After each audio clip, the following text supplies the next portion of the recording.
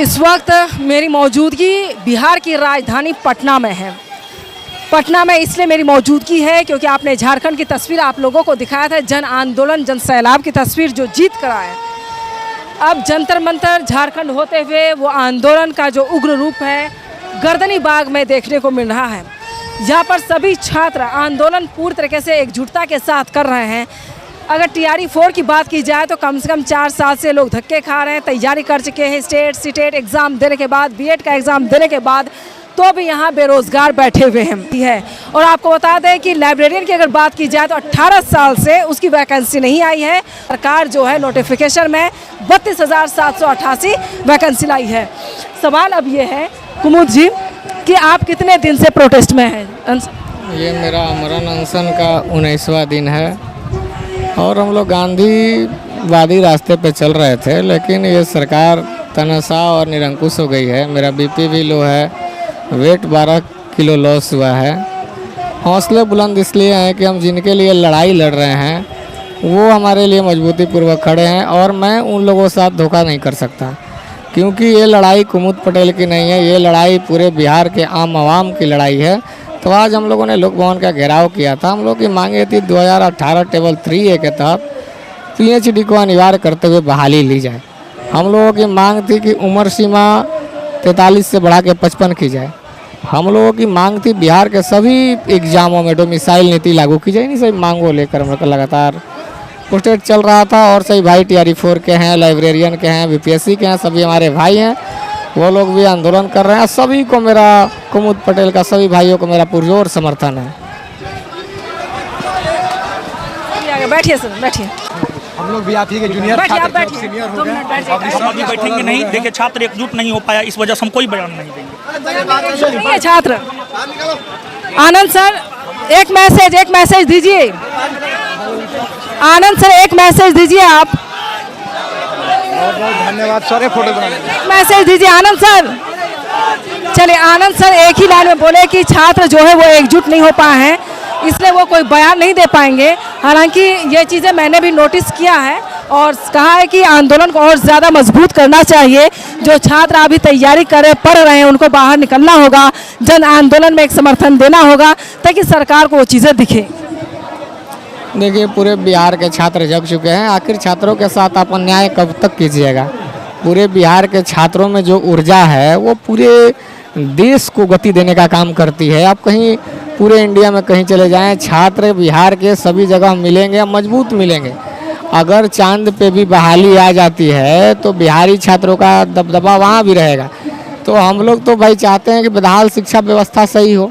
हम लोग चाहते हैं कि गिरते शिक्षा व्यवस्था के खिलाफ हम लोग को ये लड़ाई है और मैं कुमुद पटेल मजबूती पूर्वक छात्रों की समस्याओं को लेकर लड़ रहा हूँ, अतिथि प्रोफेसरों की समस्याओं को लेकर लड़ रहा हूँ, शोधार्थियों की समस्याओं को लेकर लड़ रहा हूँ।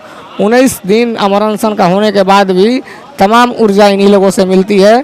उनसे लेकर ऊर्जा मैं आज भी अपने आप को मजबूत महसूस कर रहा हूँ।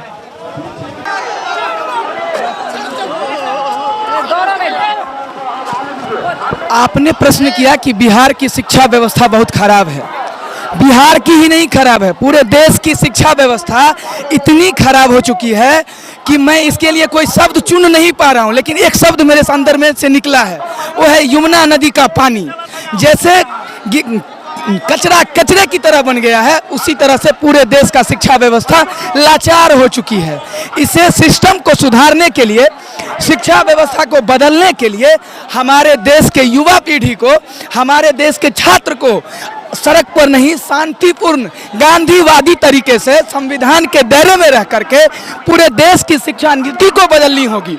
ये नहीं कि हम एक जगह कर रहे हैं, बिहार में कर रहे हैं। आप देखिए, झारखंड वही, दिल्ली वही, नीट वही, बिहार का एक भी पेपर, बिहार में कोई भी परीक्षा हो जाए, ADO का परीक्षा देख लीजिए, दरोगा का परीक्षा देख लीजिए, पुलिस का परीक्षा देख लीजिए, बिहार में ही नहीं पूरे भारत में शिक्षा व्यवस्था को, नीति को बदलनी होगी और केंद्र सरकार को अपने अंदर में लेनी होगी।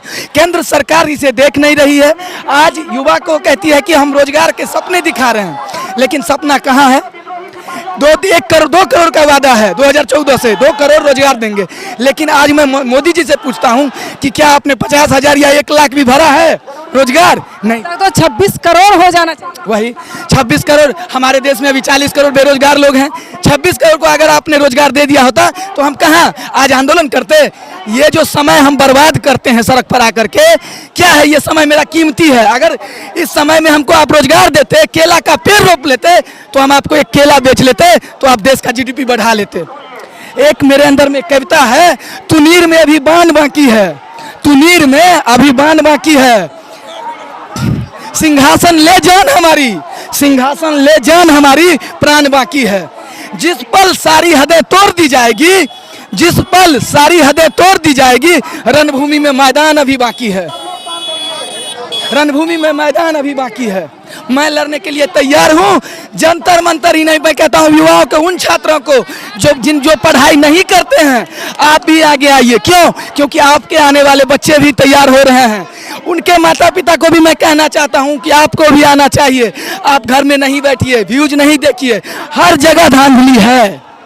अगर धांधली नहीं है तो मीडिया सड़क पर नहीं होती।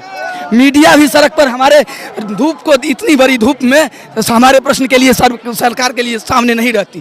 लेकिन आज हमारे युवा पीढ़ी, हमारे छात्र पीढ़ी, हमारे पेरेंट, हमारे चाचा, देश में एक भी व्यक्ति ने ऐसा नहीं है जो खाली व्यूज बढ़ाते हैं, कमेंट करते हैं, लाइक करते हैं।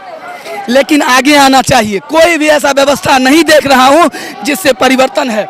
यहाँ पर एक नल लगा हुआ है मैम, जिस नल में सरकारी नल है, गरीबों के लिए पानी दिया जा रहा होगा इस गर्दनी बाग के लिए।